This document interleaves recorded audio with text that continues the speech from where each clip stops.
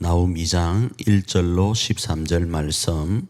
파괴하는 자가 너를 치러 올라왔나니 너는 산성을 지키며 길을 파수하며 네 허리를 견고히 묶고 네 힘을 크게 굳게 할지어다. 여호와께서 야곱의 영광을 회복하시되 이스라엘의 영광 같게 하시나니 이는 약탈자들이 약탈하였고 또 그들의 포도나무 가지를 없이 하였음이라. 그의 용사들의 방패는 붉고 그의 무사들의 옷도 붉으며 그 항우를 벌리는 날에 병거의 새가 번쩍이고 노송나무 창이 요동하는도다. 그 병거는 미친 듯이 거리를 달리며 대류에서 이리저리 빨리 달리니 그 모양이 횃불 같고 빠르기가 번개 같도다.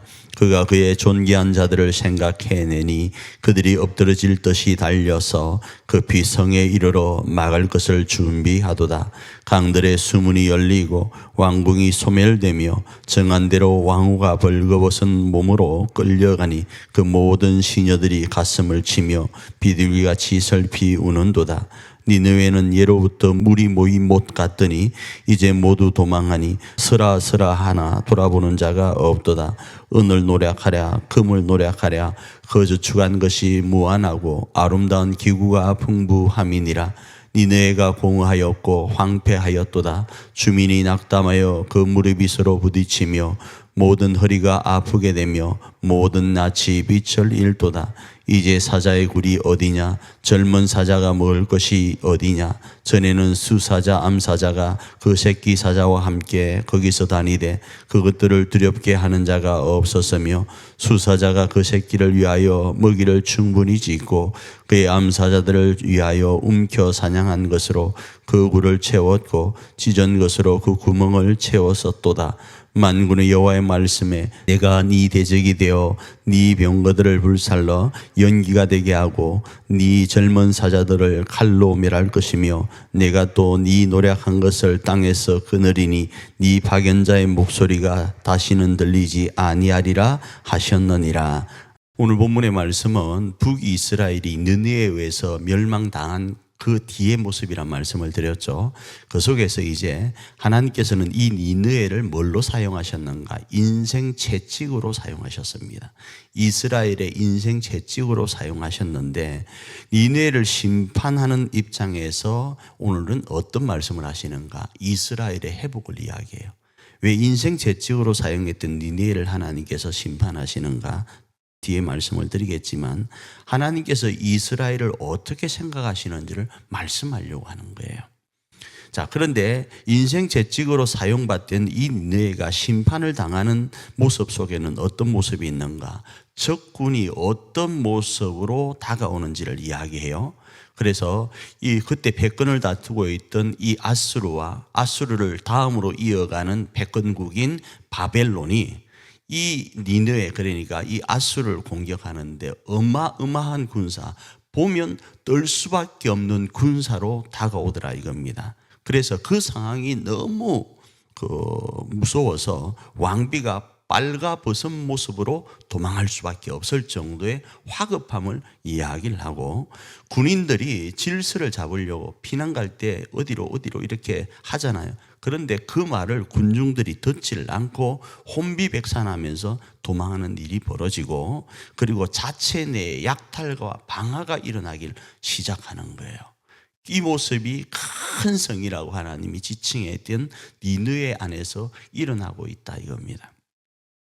그래서 교만하여서 북이스라엘의 친 니느웨의 최후가 어떠했는지를 말씀하는데, 자, 그러면 왜 하나님은 인생 채찍으로 사용하셨던 이 니느웨를 이렇게 멸망하게 하시는가?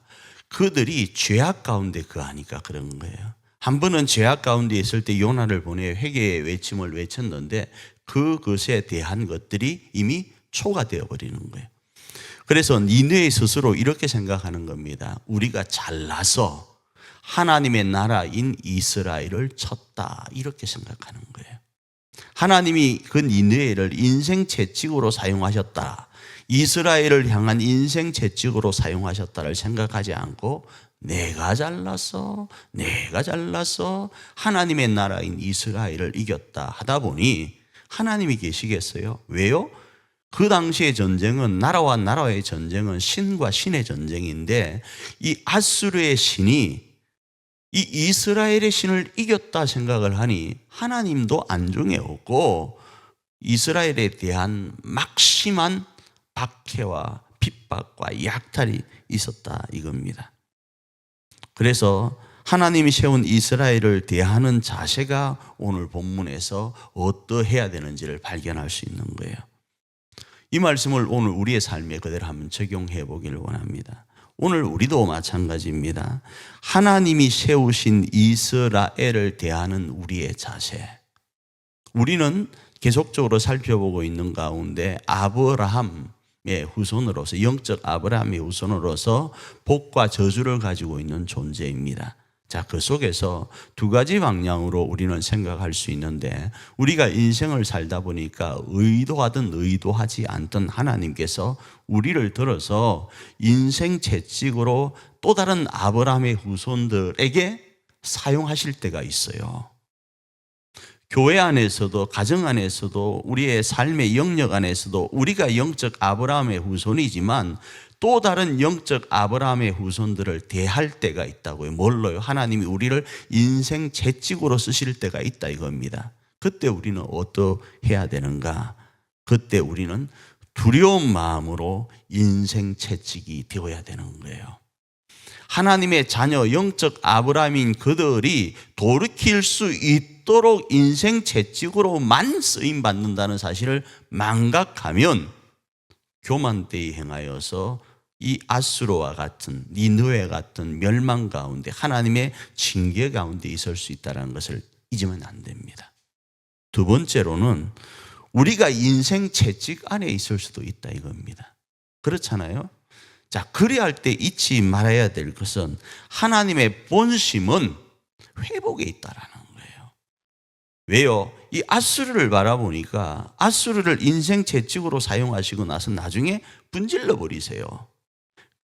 하나님이 이 인생 채찍으로 아수르를 사용하신 이유는 이스라엘이 돌이켜 하나님께로 돌아오게 하는 데 있다라는 것을 기억하고, 혹 우리가 하나님의 인생 채찍 아래 있을 수 있습니다. 그래야 됩니다. 인생 채찍 아래 있어야 됩니다. 그래야 할 때, 하나님이 우리 가운데 인생 채찍으로 다가오시는 이유는 우리를 온전히 하나님 안에 회복해 하시려고 하시는 데 있다를 기억하기를 원합니다. 이 두 가지를 기억하면서, 적용하면서 오늘 하루를 살아서 하나님 앞에 정말로 귀하고 복되게 쓰임받는 그런 하루가 되기를 축복합니다.